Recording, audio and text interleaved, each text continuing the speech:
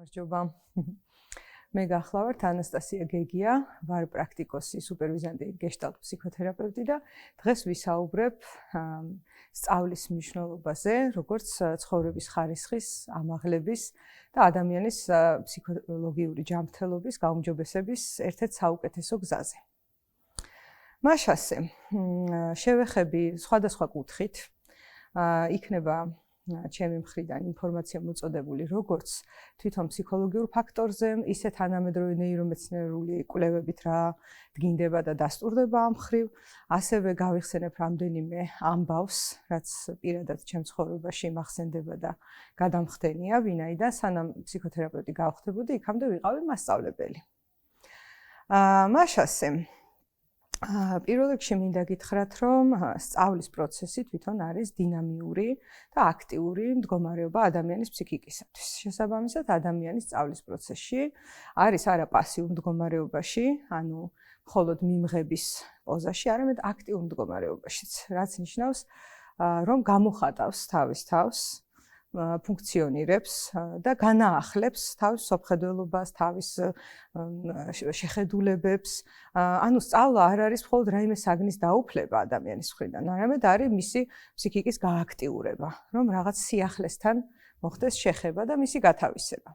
რაც საწინდარია ფსიქიკური ჯანმრთელობის, ვინაიდან ჩვენ ვიცით, რომ კარლ როჯერსის აზრით გადამწყვეტი, ასე ვთქვათ, ფუნქციონალი, რითიც ხდება ადამიანის დიაგნოსტიკა, არის თუ არა ის უფრო ჯანმრთელი ან უფრო არა ჯანმრთელი, არის სწორედ ეს, რომ თუ მასში არის სურვილი, იმპულსი და მიდრეკილება, რომ წინ წავიდეს, განვითარდეს, სიახლე მიიღოს და იყოს უკეთ, რანაირი მდგომარეობაც არ უნდა ქონდეს აქ და ამჟამად ფსიქოლოგიურად, ის ითვლება, რომ არის უფრო მეტად ჯანმრთელი, ვიდრე არაჯანმრთელი. შესაბამისად, ეს კარლ როჯერსი არის ფსიქოლოგიაში ერთ-ერთი გარდამტეხი მოვლენა, ვინაიდან ეს არის ჰუმანიზმის შემომტანი ფსიქოთერაპიაში და პირველი ადამიანი, ვინც ფსიქოთერაპიით მიიღო შედეგები და შედეგებზე გავიდა, მიუხედავად იმისა, რომ სტრუქტურა კი ფროიდის მიერ იყო აღმოჩენილი, მაგრამ ფროიდს შედეგები მაინდამაინც არ მიუღია ფსიქოთერაპიაში და როჯერსი არის ის, ვინც მიხვდა, რომ ადამიანს თავად უკეთ უწყის ადამიანმა, მას რა სჭირდება. აი ასეთი ადამიანის მიერ არის ნათქვამი, რომ სიახლე განვითარება და წინსვლა არის ჯანმრთელობის საწინდარი, ხო? სწავლის უპირობო საჭიროება არის, როცა სწავლა მიმდინარეობს, მიდის შეხება სიახლესთან. ეხლა რაც შეეხება თვითონ ნეირომეცნიერულ კვლევებს და დაკვირვებებს, რითიც პირდაპირ ბიოლოგიურად შეგვიძლია ვთქვათ, რომ სწავლა არის ძალიან ადამიანისათვის ჯანსაღი მდგომარეობა და გარდა იმ საგნისა, რასაც იმეცნებს და რაც რა თქმა უნდა თანამედროვე ცხოვრებაში საწინდარია იმის, რომ უკეთესად შეძლოს მან ნავიგაცია ცხოვრებაში და აისრულოს საკუთარი ავთენტური მოთხოვნილებები და სურვილები, რაც ყველა ადამიანს გააჩნია. ამის გარდა თვითონ იმ საგნის შესწავლისა, სწავლა არის პროცესი. ეხლა რა პროცესი არის ეს? ადამიანი მიდის მეორე ადამიანთან, აქვს მასთან ძალიან ახლო და უშუალო კონტაქტი. მიდის ახალი მასალის მიღება, გადაღეჭვა, ასიმილაცია და შემდეგ გამოყენება აქტიურად. ასევე სწავლის პროცესში არის ხოლმე მაფრუსტრირებელი მდგომარეობები, ანუ ჯანსაღი სტრესი. ჩვენ ვიცით, რომ დღეს ძალიან გავრცელებულია, რომ სტრესი არის არაჯანმრთელი და არაჯანსაღი. თუმცა არსებობს სტრესის ჯანსაღი ფორმა, რომელიც აუცილებელია ორგანიზმისთვის, ვინაიდან ჩვენ ვიცით, რომ ევოლუციურად ორგანიზმი რო განვითარდეს, ის დაბრკოლებებს ლახავს. და დაბრკოლებასთან შეხება, სანამ ის გადაილახება, რა თქმა უნდა, მაფრუსტრირებელია, სწორედ ესე არის სწავლაც. ახალი საგანი ნებისმიერი ადამიანში იწვევს სხვადასხვა ნეგატიურ ემოციებს, მასთან პირველი შეხება. ამიტომაც არის, რომ ზოგჯერ ყოფმანობენ, ან ზარმაცობენ ადამიანები, ან ცდილობენ, რომ რაღაც აირიდონ თავიდან თითქოს ეს პროცესი. ეს რაღაცნაირად ჩვენი სოციალური და კულტურული ფენომენია, რომ მიუხედავად იმისა, რომ სწავლა სიკვდილამდე შენიაო, ასე გვსმენია ქართულ კულტურაში. ამის და მიუხედავად, მაინც თითქოს ესეა, რომ აი ახალგაზრდამ უნდა ისწავლოს და ეხლა რაღა დროს ჩემი სწავლაა. ამას იტყვის ქართველი ადამიანი. არა და სწავლა თვითონ თუ ესე ცნობიერად გადაწყვეტილი არა აქ ადამიანს, რომ რამე ისწავლოს, მაინც სულ მიმდინარეობს. თავის თავადი პროცესია, აი სიახლე იმდენად ხშირად დგება, მით უმეტეს 21 საუკუნეში, რომ გინდა არ გინდა გიწევს, რომ ადაპტირებისთვის და ელემენტარული ფუნქციონირებისათვის ბევრი რამ ისწავლო. აი თუნდაც მაგალითად ბანკომატის გამოყენება. როცა შემოვიდა, მახსოვს იყო პერიოდი, რომ არა, ანუ რაღაც განზიდვა იყო, მაგრამ მოგვიწია ყველას და ახლა ყველა ადამიანმა თითქმის, დარწმუნებული ვარ, სრულმა უმრავლესობამ იცის მისი გამოყენება. ეს არის სწავლა, რომელიც დაგვემართა ბრჭყალებში, რო ვთქვათ, ხო? თუმცა შეიძლება ნებით გადავწყვიტოთ სწავლა. და აი ამ შემთხვევაში უკვე საჭე, ასე ვთქვათ, ხელთ გვიპყრია ადამიანებს და შეგვიძლია შევცუროთ აი ამ სწავლის პროცესში. სადაც როგორც წეღან უკვე ვთქვი, აქტიურდება მნიშვნელოვანი ფსიქოლოგიური ციკლ-კონტაქტის მდგომარეობა. რაც არის, ესე იგი, გადალახვა ამ, ვთქვათ, სტრესის, ხო, რაც წინსვლის და განვითარების პირველი ნაბიჯია, შეხება იმ სტრესორთან. შემდეგ მისი დაგემოვნება, შეხება, ამ ურთიერთობაში შესვლა მასწავლებელთან, ანუ კონტაქტი. სხვათა შორის დადგენილია, რომ დედამიწაზე ძალიან ბევრი კონტაქტური არსება ცხოვრობს. მათ შორის არის ჭიანჭველები, რომლებიც საერთოდ ტელეპათიურ კავშირში არიან. ესე პირდაპირ ტელეპათიურში არა, მაგრამ სიგნალებს უშვებენ და საკმაოდ დიდ ტერიტორიაზე ერთმანეთში გადასცემენ ინფორმაციას სიგნალით, ხო? მიუხედავად მათი ასეთი მჭიდრო კომუნიკაციის უნარისა და ესეთი სიახლოვისა და ისიც ვიცით, რომ ჭიანჭველების მრავალათასიანი ბუდე ერთი ორგანიზმივით ქმედებს ზოგჯერ. აი გარედან შეხედო, თითქოს ერთი ორგანიზმი მოძრაობს. ესეთი კოორდინაცია აქვთ. და რაღაცა ცდებიც არის ხოთა შორის, რომ ჭიანჭველები უფრო მალე იფიქრებენ სტრატეგიებს, ვიდრე ადამიანები. აი მაგალითად რაღაც ნივთები დაულაგეს და იმავენაირი ფორმის ნივთები მისცეს ადამიანებს და ჭიანჭველებსაც და ადამიანებსაც უნდა გაეტანათ ერთი ოთახიდან მეორეში. ოღონდ ცოტა ისეთი ფორმის ნივთი იყო, აი რომ უნდა ააყირავო, გადააყირავო, გაამოძრავო და ჭიანჭველებმა უფრო სწრაფად შეძლეს მოეფიქრებინათ რა უნდა ექნათ და ისე გაიტანეს. ანუ უფრო ეფექტურები იყვნენ, როგორც ასე ვთქვათ, ინჟინერის კუთხიდან რომ გადავხედოთ რა. ეს საინტერესო ფაქტია. თუმცა, მიუხედავად ამ ყველაფრისა და კიდე ბევრი სხვა კონტაქტური არსებისა დედამიწაზე, დადგენილია, რომ ადამიანი არის ძალიან კონტაქტური არსება. ყველაზე კონტაქტური და ჟანგბადივით აუცილებელია მისთვის კონტაქტი. ეხლა როცა ვამბობ სიტყვას კონტაქტი, მინდა რომ ცოტა განმარტო რას გულისხმობ, იმიტომ რომ არსებობს ტოქსიკური კონტაქტიც. აი, როდესაც ძალიან კონტაქტურია ორგანიზმი, მით უფრო მოწყვლადი არის ტოქსიკური კონტაქტის მიმართ. ესე იგი სჭირდება ძალიან ხო კონტაქტი და შესაბამისად ახლოს შემოდის ეს კონტაქტი და თუ დამაზიანებელი კონტაქტია უფრო მეტადაც ზიანდება ვიდრე რაიმე სხვა ცხოველი რომელიც ნაკლებ კონტაქტურია ხო არის რაღაც ცხოველი მაგალითად ეხა სახელი დამავიწყდა რომელიც წელიწადში ერთადერთხელ შეწყვილების მიზნით შეხვდება თავის წყვილს მერე გააჩენს და გაზდის შვილებს და მერე მიდის და არის მარტო განდეგილად დაეხეტება ბუნებაში ანუ დაახლოებით წელიწადში 9 თვე აბსოლუტურ იზოლაციაში და ესე ცხოვრობს, მას ასე მოწონს. ხო, ადამიანის შემთხვევაში ახლა რა ხდება? აი, სწავლის პროცესი თავისთავად გულისხმობს ჯანსაღი კონტაქტის სტილს. რადგანაც რა ხდება, ხო? მე და ჩემი მასწავლებელი, ამ პირიქით მე და ჩემი მოსწავლე თანხმდებით, კონტრაქტს ვდებთ. ეს კონტრაქტის ფაზა ურთიერთობებში ძალიან მნიშვნელოვანია. შეთანხმება მოსწავლესა და მასწავლებელს შორის არის ცხადი. გასაგებია რა უნდა გავაკეთოთ. აი ტოქსიკური კონტაქტის შემთხვევაში ერთ-ერთი გამოწვევა რაც არის, სიცხადე აკლია კონტაქტს. არ ვიცით რა ხდება. მეგობრები ვართ, არ ვიცით. შეყვარებულები ვართ, არ ვიცით. პარტნიორები ვართ, არ ვიცით რა ხდება. რაღაცა ხდება. ორი ადამიანია რაღაც გაუგებრობაში ღმერთმა უწყის. ორი ან მეტი. აი სიცხადე ერთ-ერთი მნიშვნელოვანი ნაწილი კონტაქტის აქ პირდაპირ მოცემულია. შემდეგ მიდის ჯანსაღი შეთანხმების და კონტრაქტის გზაზე სწავლის პროცესი, ხო, თავის ფრუსტრაციით და თავის ჯილდოს განცდით, რომელიც ნამდვილია, იმიტომ რომ ჩვენ ვიცით, რომ არსებობს ორნაირი ჯილდოს განცდა, ესეც ნეირომეცნიერულად არის დამტკიცებული. არსებობს რაღაც ქცევა, რომელიც გარედან მერე ჯილდოთი არის წახალისებული, მაგალითად, ვიმუშავე, ავიღე ხელფასი, ან რაღაც მოვემზადე და გავიმარჯვე კონკურსში და ავიღე პრიზი და ასე შემდეგ. ეს არის ერთი ვარიანტი, რაშიც აი 90% ჩვენი სოციუმი ტრიალებს. ასეა მოწყობილი. და სამწუხაროდ მინდა გითხრათ, რომ ისევ ნეირონული კვლევებით დადგინდა, რომ ეს არის დეპრესიისკენ გამყვანი გზა. ვინაიდან ასე ვთქვათ, სიამოვნების პროცესი დგება როგორც შედეგი. აი შედეგი ჯილდო მივეცით ადამიანს და იმ დროს არის კარგად.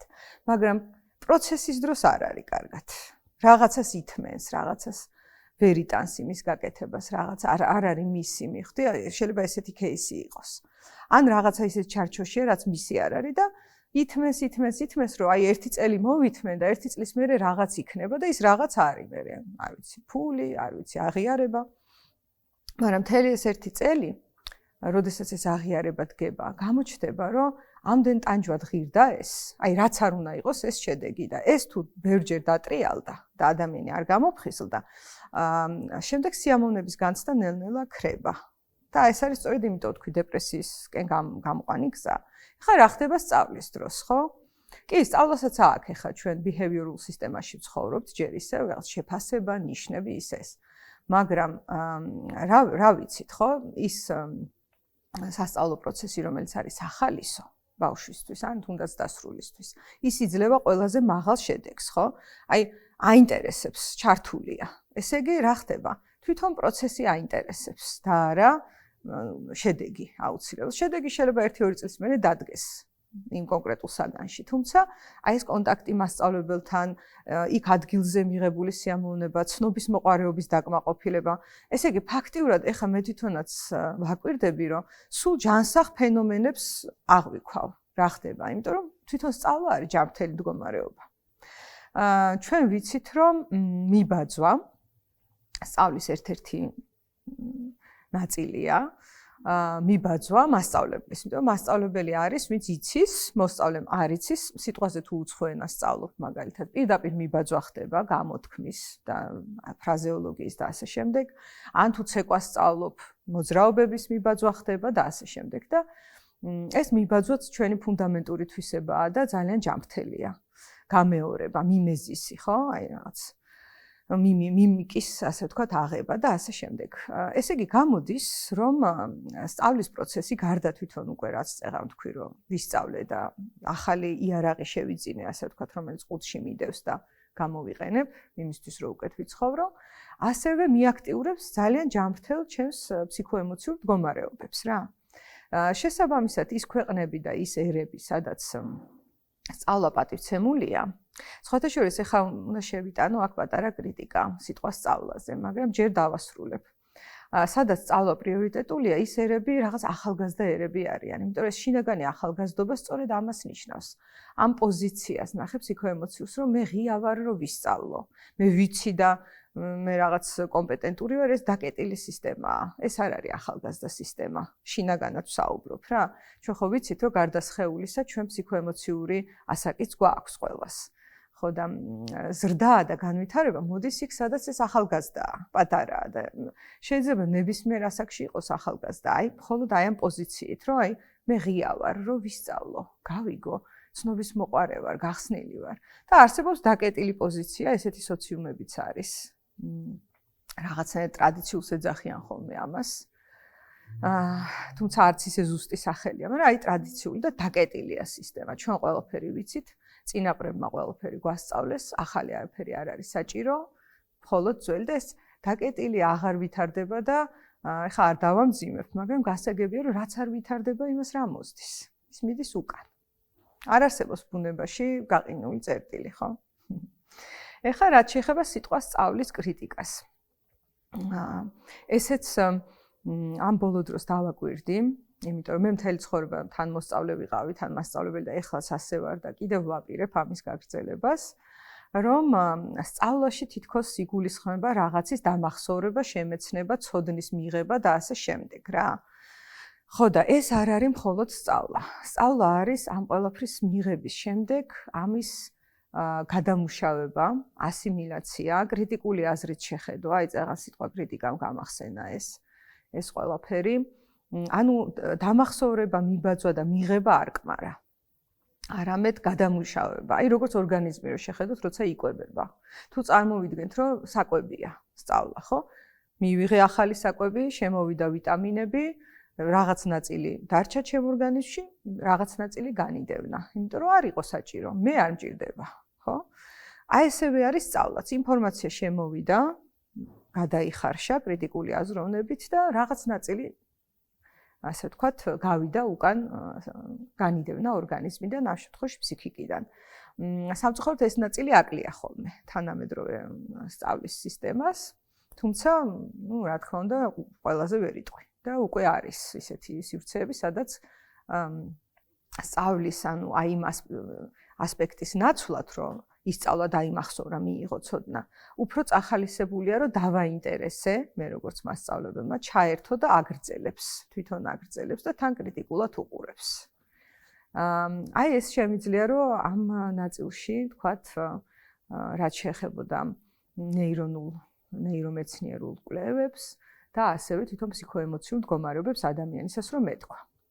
ეხლა რამდენიმე ამბავს მოგიყვებით, რაც შეეხება თვითონ სწავლის ჯადოსნობას, როგორია და რა შეიძლება რომ მოიტანოს ადამიანის ცხოვრებაში, მაგალითები.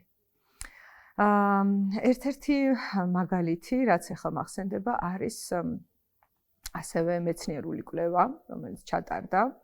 მე ცოტა ვერჩი behaviorism-ს და ეს არ მინდა ისე გაჟღერდეს, რომ პატივს არ ვცემ, ცემ პატივს და მესმის, რომ ნაწილია ჩვენი ცხოვრების, თუმცა ვერჩი იმ კუთხით, რომ ძალიან დიდი დოზა არის მოტანილი. ჩვენს ცხოვრებაში არის ძალიან მაღალი დოზა და რა იგულისხმება ახლა behaviorism-ს როცა ვამბობ. აი სწორედ ეს შეფასების სისტემა, რომ გავაკეთე, შემაფასეს, რაღაც ხელფასი გადამიხადეს, წამახალისეს არა იმით, რომ მე მაინტერესებს და მე შინაგანი, ასე ვთქვათ, იმპულსი მაქვს, რომ რამე ვისწავლო ან გავაკეთო, არამედ გარედან წამახალისეს და მომცეს სტიმული.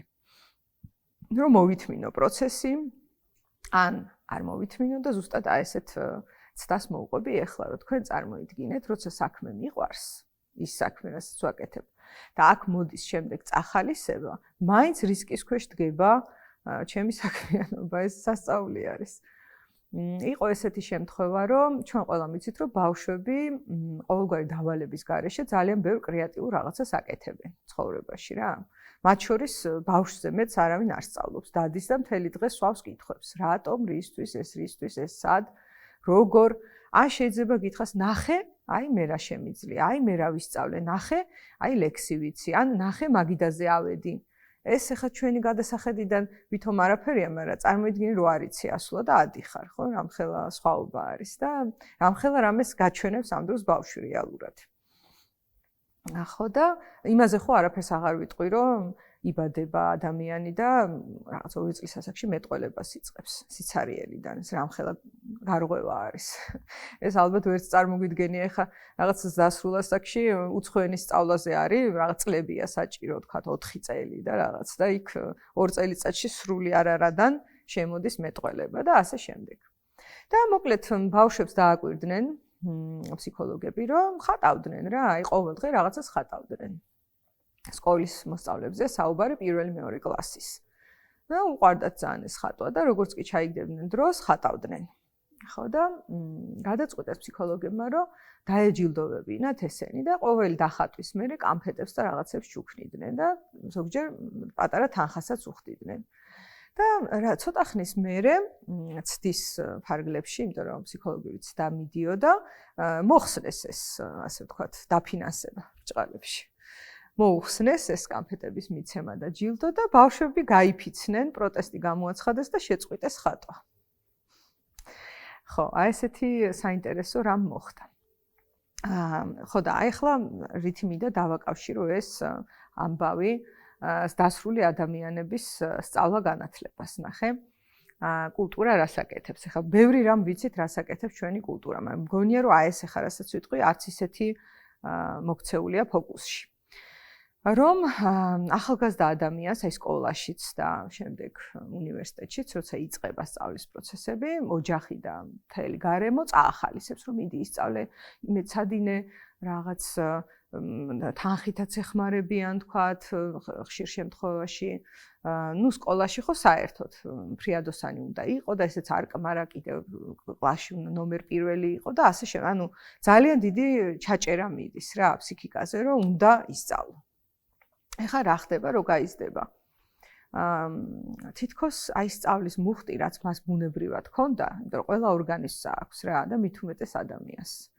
ჩვენ ისიც კი ვიცით, რომ ლომები, ვეფხვები და ესეთი განვითარების ძუძუმწოვრები მშობლებს აკვირდებიან და სწავლობენ ნადირობას მაგალითად.